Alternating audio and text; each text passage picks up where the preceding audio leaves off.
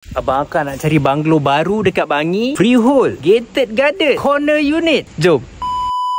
Inilah dia, banglo baru dekat Bangi. Freehold, gated garden, corner unit pula tu. Dengan keluasan 50 kali 90. Memang puas hati. 90 panjang tu takat ni tau. Ada lagi 10 kaki free walkway ni. Target siap banglo ni hujung tahun 2025. Ayah tunggu lama dah. Masuk je ni. 5 kereta memang muat sangat lah. Going in, there will be a toilet just beside for the guests. And dekat sebelah ni is the living area that goes all the way to the back. Equipped with high ceiling dengan large openings windows. Kita memang akan rasa luas all the time. This will be your living, the stairs, dining. Just beside is the bedroom. Dekat sekali dengan tandas. Ruang dry and wet will be together dekat sini. And sebelah sini can be your maids or utility area. Belakang kita pula tak ada rumah. Untuk abang akak yang sukakan privacy, mesti best lah rumah ni sebab tak ada jiran belakang dah. Belakang banglo ni pun ada another 10 feet no man's land. Boleh lah abang akak berkebun je kat sini. Tak adalah ganggu ruang dapur kat belakang. Lebar tangga dia pun memang puas hati. Dua orang jalan side by side pun tak ada terlanggar bahu lah. On the first floor, there will be living area dengan 3 bilik disediakan. Ruang living ni pun dah equip dengan balcony. Aish, rasa macam resort. Bedroom 3 punya saiz agak okey lah. Bedroom 2 ni baru lah luas sikit. And master bedroom dia memang saya suka. Fully kotak. Senang nak susun furniture kita. Waduk beri dah sebelah situ dah. And the cherry on top is this large windows ni. Memang bagi vibe hotel-hotel lah.